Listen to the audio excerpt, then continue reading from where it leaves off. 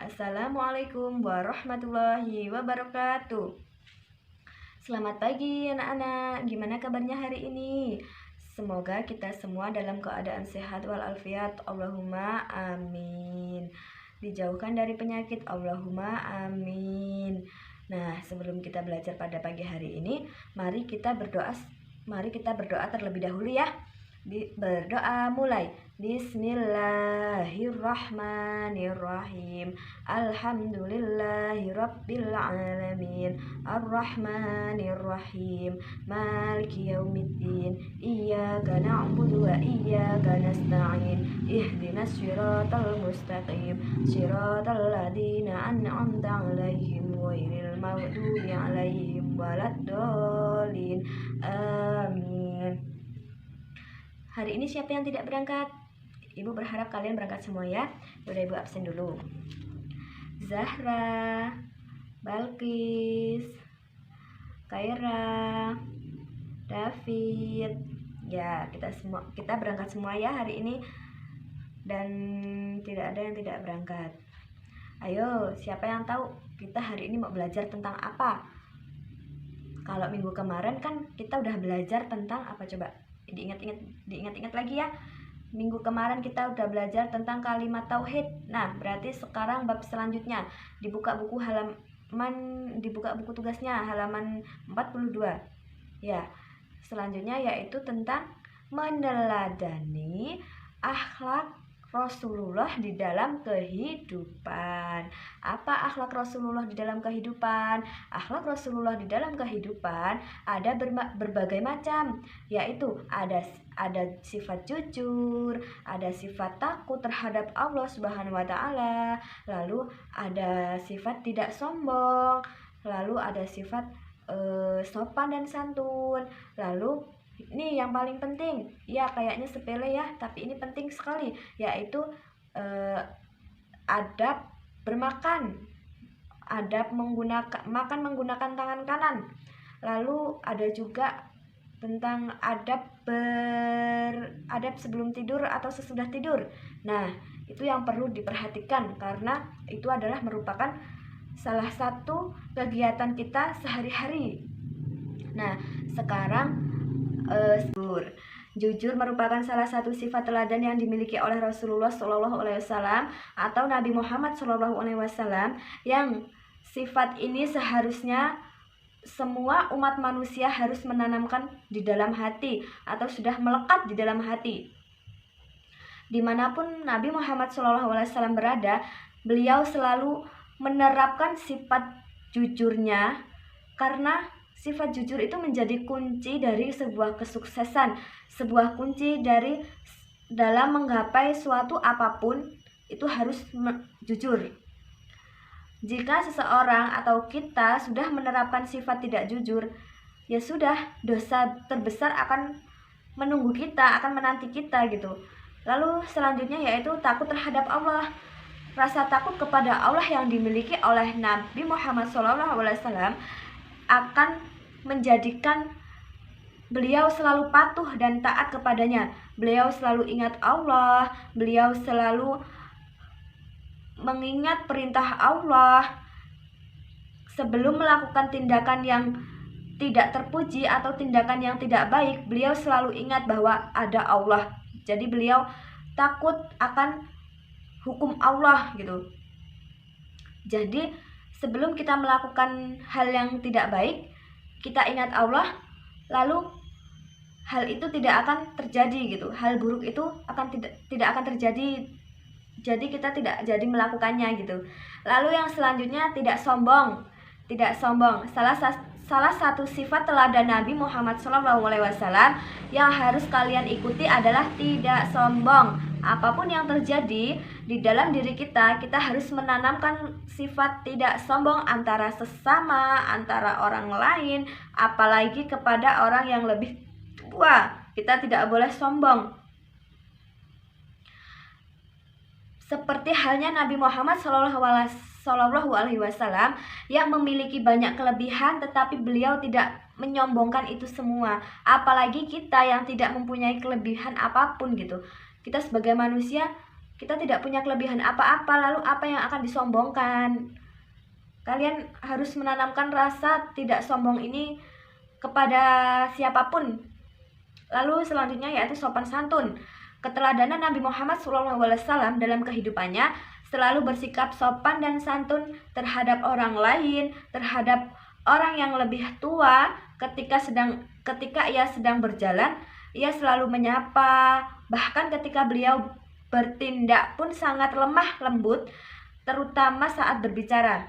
Nah, ini yang perlu diperhatikan. Ketika kalian berbicara kepada orang yang lebih dewasa atau orang yang lebih tua, harus menanamkan sikap sopan santunnya. Nadanya harus lemah lembut, harus tidak menggunakan kata-kata yang kasar, karena kita harus menghormati orang yang lebih tua dibanding kita. Lalu yang selanjutnya yaitu beribadah. Nabi Muhammad SAW juga memiliki keteladanan yang sangat mulia, yaitu dalam menjalankan ibadahnya. Nabi Muhammad SAW tidak pernah lalai dalam menjalankan ibadahnya. Nah, jadi yang perlu kita contohkan adalah ibadah. Ibadah itu ya terutama mentaati kewajiban yang kita miliki gitu. Misalkan sholat 5 waktu kita harus tepat, rajin ngaji, rajin sekolah, rajin semuanya itu termasuk ibadah. Lalu yang selanjutnya yaitu tidak bertuju hanya pada dunia. Tidak tertuju pada dunia itu maksudnya apa? Keteladanan pada Nabi Muhammad SAW selanjutnya adalah bagaimana dirinya dalam menjalankan hidup sehari-harinya. Yang diutamakan bukan hanya dunia saja, akan tetapi akhirat nantinya. Bagaimana kehidupan di dunia bagaimana kehidupannya?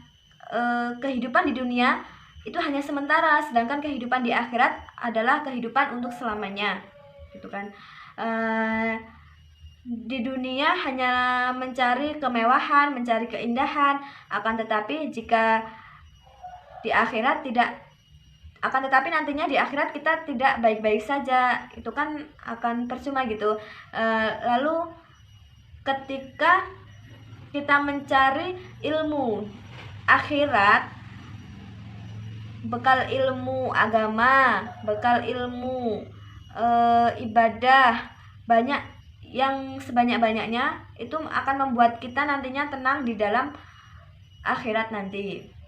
Lalu yang selanjutnya yaitu amanah. Rasulullah SAW dalam hal apapun selalu amanah, sehingga mendapat gelar Al-Amin, alias orang yang dapat dipercaya.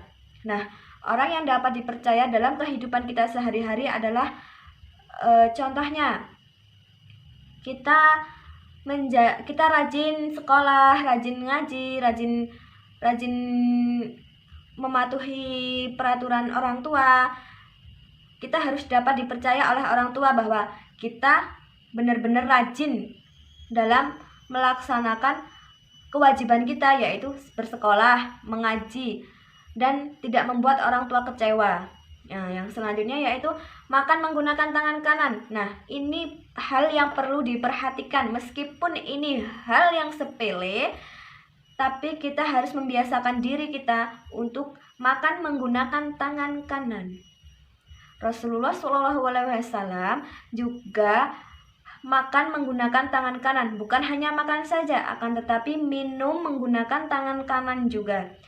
Lalu bukan makan dan minum saja, akan tetapi kalau makan Rasulullah juga menerapkan sifat berhati-hati dan sedikit demi sedikit demi menjaga agar makanan itu tidak terjatuh dan tidak sedikit pun ada yang terjatuh.